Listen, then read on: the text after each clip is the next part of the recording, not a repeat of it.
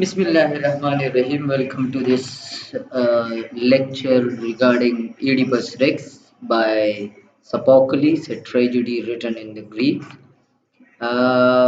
This lecture is about the summary, the story of the play, and the background of the play. So, first of all, we should discuss who the writer was. Sophocles was born in Colonus, a small town outside Athens. This is Athens. Here there is a town nearby, Colonus, where he was born in 495 BC.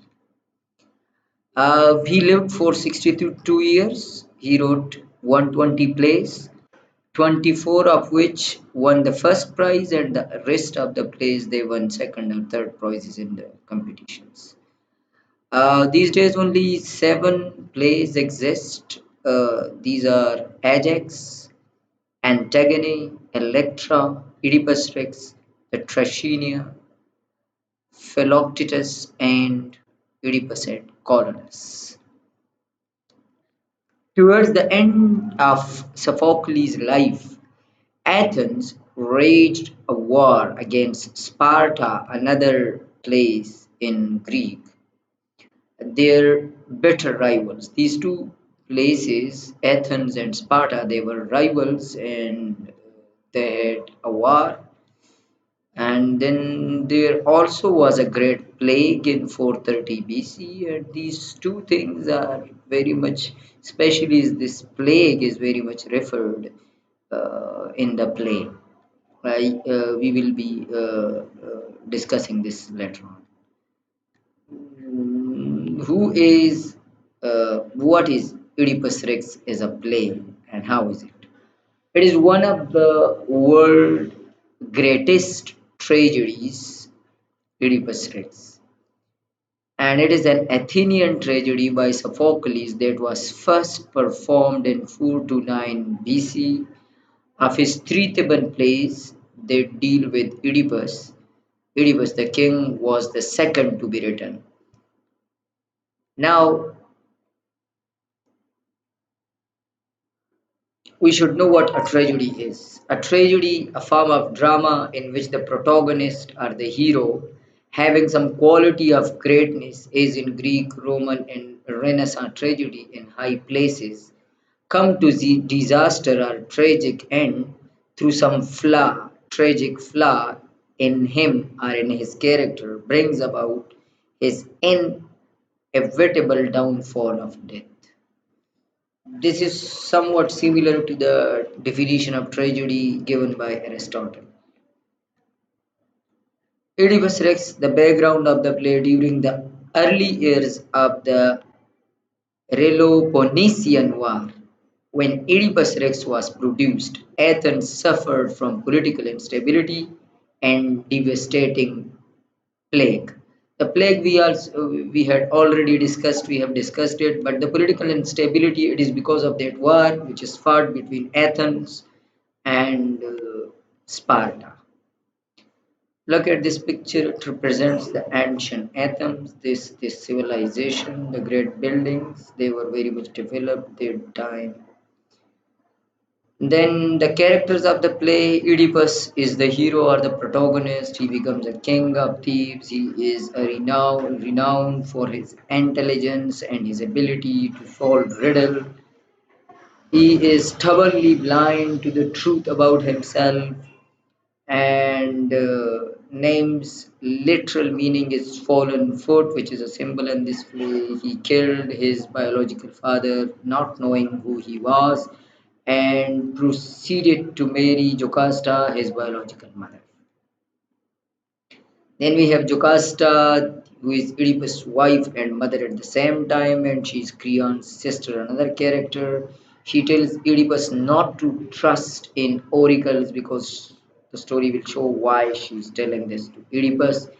Antigone, the child of Oedipus and Jocasta, lead and care of her old blind father in his exile. The Oedipus, in the end, when he becomes blind, she is there with him.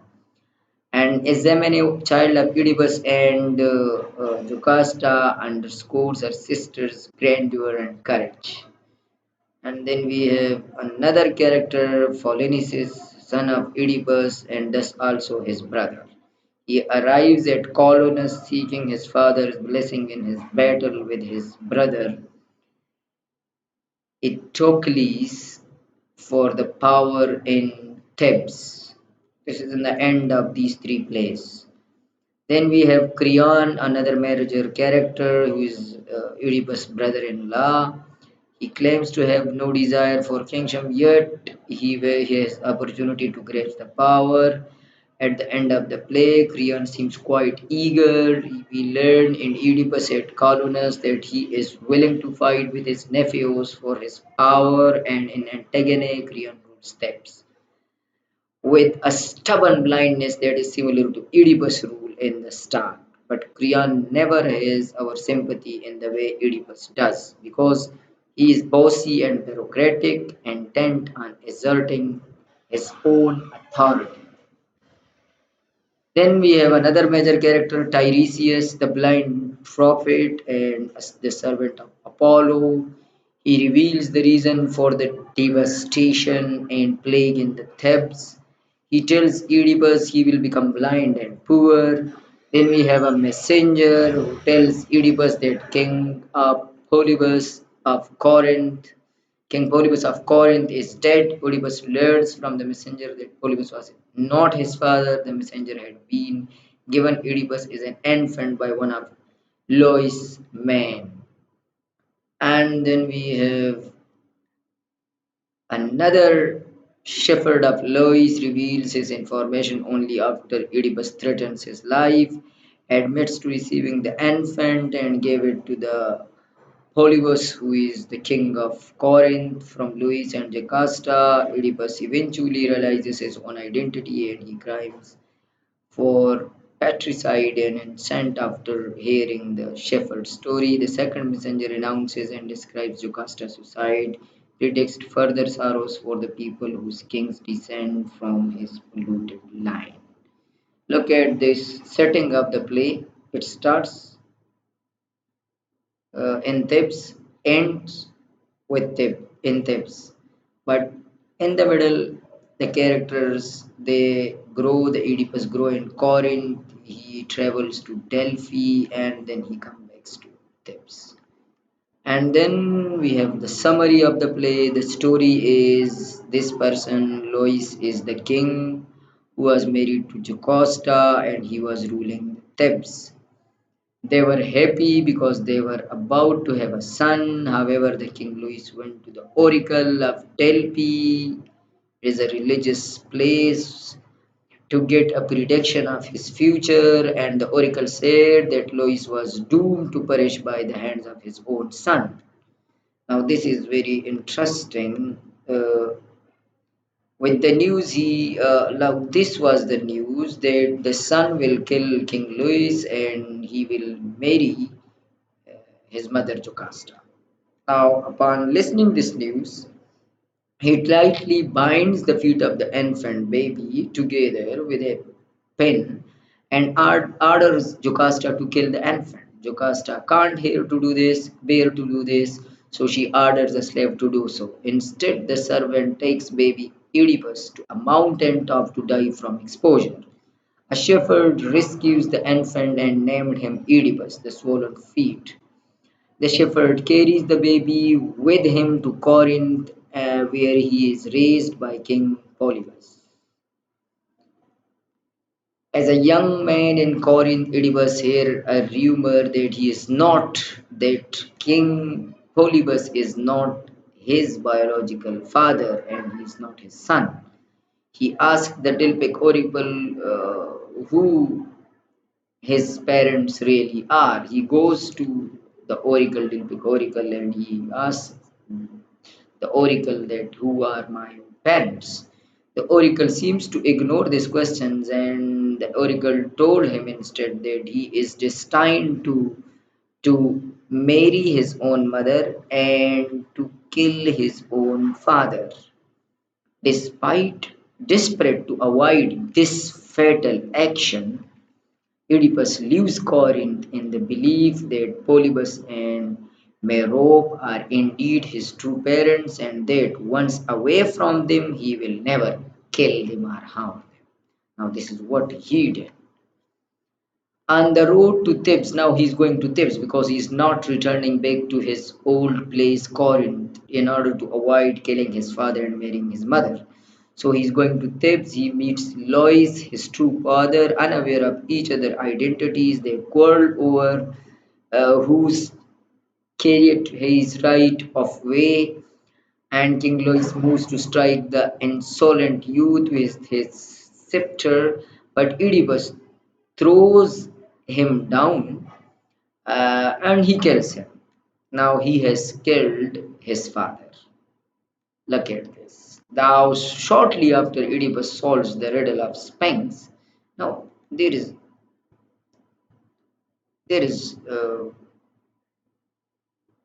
when he enters Thebes, there was a creature who was half lion and half lady. She was Sphinx, and that Sphinx she wanted the people to solve a riddle, and many people they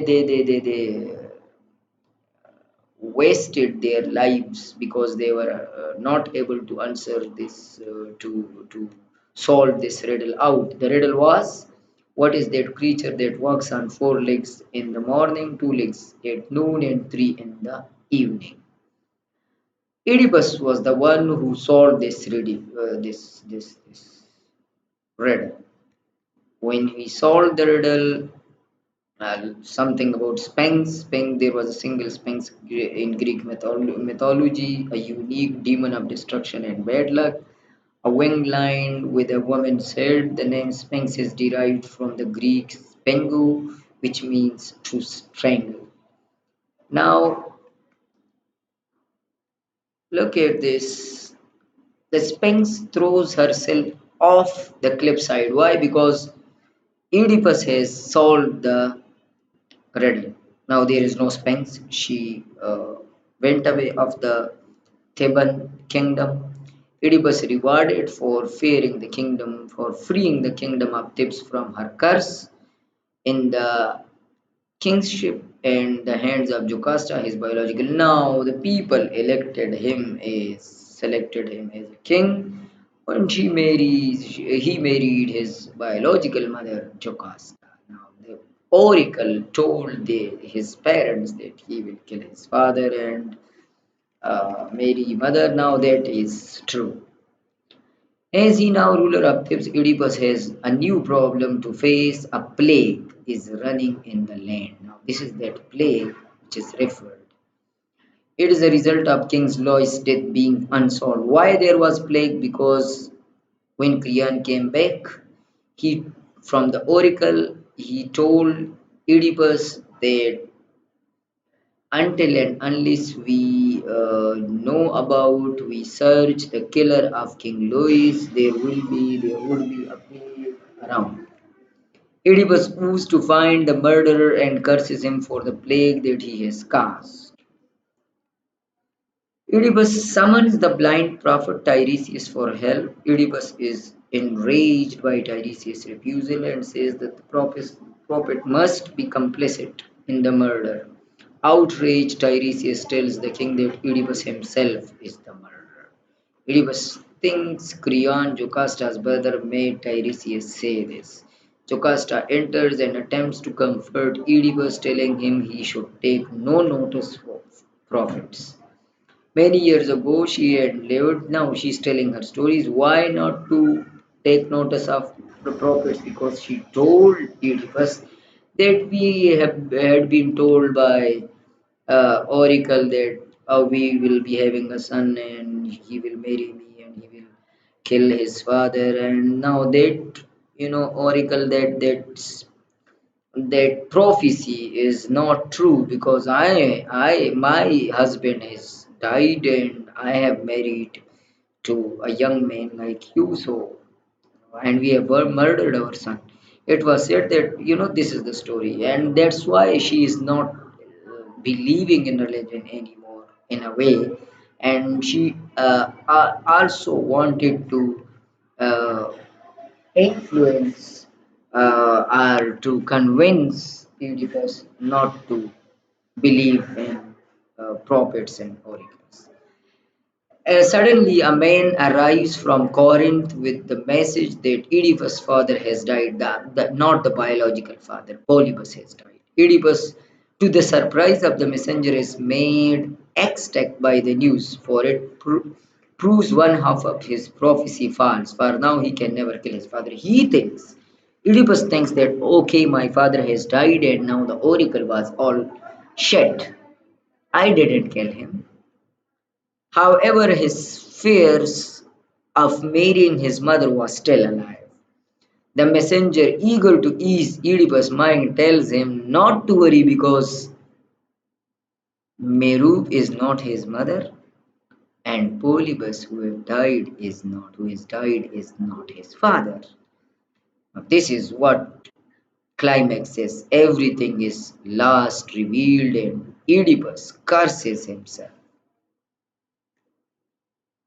and fade before leaving the stage. When Jocasta enters the house, she runs to the palace bedroom and hangs herself. Now she has killed herself, committed suicide. Giving a cry, Oedipus takes her down and removes the long gold pins that held her dress together before plunging them into his own eyes and despair. Oedipus' two daughter and half sister Antigone and Ismene are sent out, and Oedipus laments that they should be born to such a cursed family. Now, this is the tragedy ended with Oedipus' death. Thank you so much for listening and watching this lecture. Uh, Please subscribe the channel. Thank you so much.